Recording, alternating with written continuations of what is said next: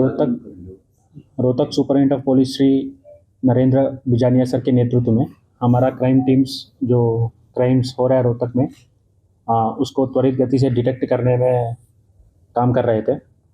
उस काम में ये भी पार्ट था कि जो सितंबर 19 में बलियाना मोड़ पे लिकर शॉप पे जो ट्रिपल मर्डर हुआ था उसका अक्यूज्ड को नैप करने में भी प्रयास हमारा क्राइम टीम्स का और एसटीएफ का जारी था। और इस प्रोसेस में हमारा CIA 2 रोहतक टीम को ये सूचना मिला कि उस केस में जो अक्यूज्ड है IMT थाना का क्षेत्राधिकार में एक पल्सर बाइक में 3 लोग विद वेपन्स दिखाई दिया और वो किसी भी वारदात को अंजाम दे सकते हैं।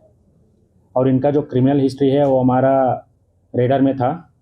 जो उसमें एक का नाम था दीपक फुर्तिला जो जिसके खिलाफ अराउंड 19 केसेस रजिस्टर्ड है और यूपी का इनाम अराउंड 50,000 था और हरियाणा स्टेट का 5,000 रुपीज़ था। और राहुल बाबा के खिलाफ अराउंड 10 मुकदमे रजिस्टर्ड है और उसमें आयुष नाम का एक व्यक्ति भी है जिस पे 3 मुकदमे रजिस्टर्ड है। और राहुल बाबा के ऊपर अराउंड 5,000 रुपीज़ का रोहतक पुलिस का भी इनाम है। तो इनकी क्रिमिनल हिस्ट्री और केस का सेंसिटिविटी को ध्यान में रखते हुए जो इन्फॉर्मेशन हमारा CIA 2 टीम को मिला है हमने STF से भी शेयर किया है। एक जॉइंट टीम बनाया गया था उस एरिया में सर्च करके अक्यूज्ड को नैप करने के लिए। और इस प्रयास के दौरान हमारा टीम ने वो पल्सर बाइक जिस पे ट्रिपल राइडिंग हो रहा था उनको स्पॉट भी किया, उनको रोकने का प्रयास किया लेकिन उसने रुका नहीं। तो इसलिए उसके पीछे हमारा टीम को करना पड़ा। और जब पीछे कर रहे थे उसमें एक बंदा हमारा गाड़ी जो है हमारा टीम का उस पर फायरिंग किया। वो बुलेट जो है बम्पर में लगा है गाड़ी का और इस मोमेंट के दौरान वो बाइक भी स्किड होके गिर गया। तो वहाँ से हमारा टीम जब नीचे उतरा हमारा एक सब इंस्पेक्टर के ऊपर भी फायरिंग हुआ। Fortunately sub inspector bullet proof jacket पहना था तो इसलिए उसका जान को कोई नुकसान नहीं हुआ। तो इस सिचुएशन में हमारा टीम ने आवाज़ दिया कि सरेंडर होने के लिए और हवाई में भी फायरिंग किया लेकिन उस आवाज़ और हवाई फायरिंग का जवाब फायरिंग से ही आया, उनका फायरिंग रुका नहीं है। तो सेल्फ डिफेंस में हमारा टीम जो है फायर करना पड़ा और इस प्रक्रिया में उनको काबू में लिया, कंट्रोल कर दिया। तो जब कंट्रोल कर दिया वहाँ जाके देखने के बाद यही लोग मिला कि राहुल उर्फ बाबा, दीपक फुर्तिला और आयुष उर्फ छोटू और बुलेट भी लगे थे और उनके पैर में और ब्लीडिंग भी हो रहा था। तो तुरंत उनको वहाँ से हॉस्पिटल में शिफ्ट किया गया PGIMS थाने में, PGIMS हॉस्पिटल में। और वहाँ इलाज के दौरान दीपक फुर्तिला का मौत हुआ और बाकी दोनों का कंडीशन अभी स्टेबल है। और इस मैटर में IMT थाना में पर्चा भी दर्ज है और उसका इन्वेस्टिगेशन भी जारी है। और जो बलियाना मोड़ का ट्रिपल मर्डर का लिकर शॉप में जो हुआ था उसमें और भी अक्यूज्ड जो 3 लोग हैं उसको पकड़ने का प्रयास भी हमारा टीम्स का जारी है। क्या क्या मिला है सर इनसे? तो इसने जो जिस वेपन्स यूज़ करके हमारा टीम पे फायरिंग किया 3 वेपन, क्या 3 वेपन मिला और एक पल्सर बाइक वहाँ जो जिसमें जा रहा था वो पल्सर बाइक उधर ही गिर गया था। सर इन पे जो इतना आपराधिक रिकॉर्ड है और इनके ऊपर अवार्ड भी दिखा गया था।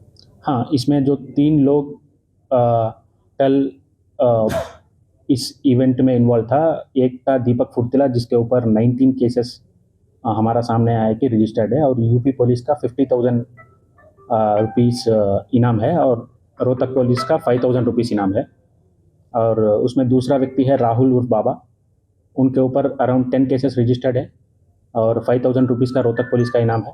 तीसरा व्यक्ति है आयुष उर्फ छोटू, उनके ऊपर 3 केसेस रजिस्टर्ड है।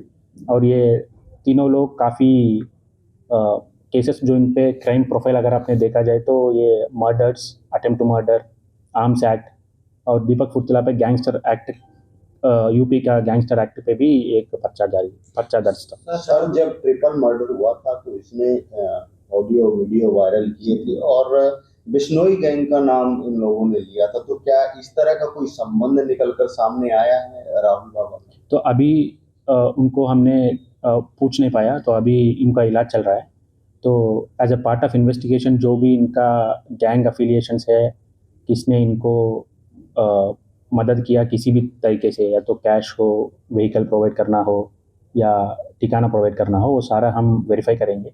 जो भी इन्वॉल्व है उसके खिलाफ भी एक्शन ले लेंगे, ये इन्वेस्टिगेशन में पता चलेगा। सर 10 दिन पहले इसने ये जो है राहुल बाबा ने इंस्टाग्राम पे वायरल किया था अपना पोस्ट, जिसमें कहा था कि जो एसटीएफ रोहतक दिल्ली पुलिस की टीम मुझे घेरे हुई है और मेरा एक काम करना चाहता है, तो उस दौरान भी कुछ तो उसके बारे में हमारा जानकारी में है कि ये पोस्ट डाला गया था।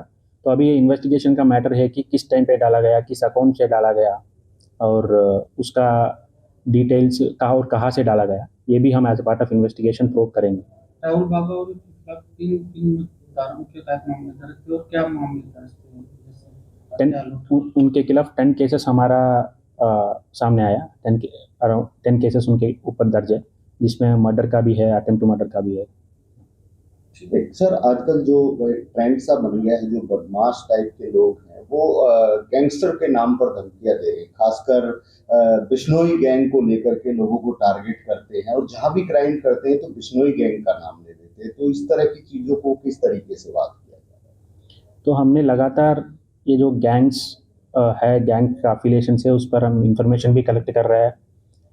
हमने ये अपील भी किया कि किसी व्यक्ति को अगर इन्फॉर्मेशन मिल जाए कि कोई व्यक्ति वेपन्स को प्रोक्यूर कर रहा है, किसी वारदात का वेपन्स प्रोक्यूर, बड़ी मात्रा में वेपन्स वही प्रोक्यूर करते हैं जो वारदात करना चाहते हैं, अगर उसका इन्फॉर्मेशन मिला तो हम हमारे पास पहुंच जाए। और उसके अलावा भी जो भी क्राइम्स हमारे एरिया में हो रहा है, और क्राइम अटेम्प्ट टू क्राइम हो रहा है, एक्सटॉर्शन कॉल्स आ रहा है, हम उसको लगातार मॉनिटर कर रहे हैं, वो हमारा रेडार में है।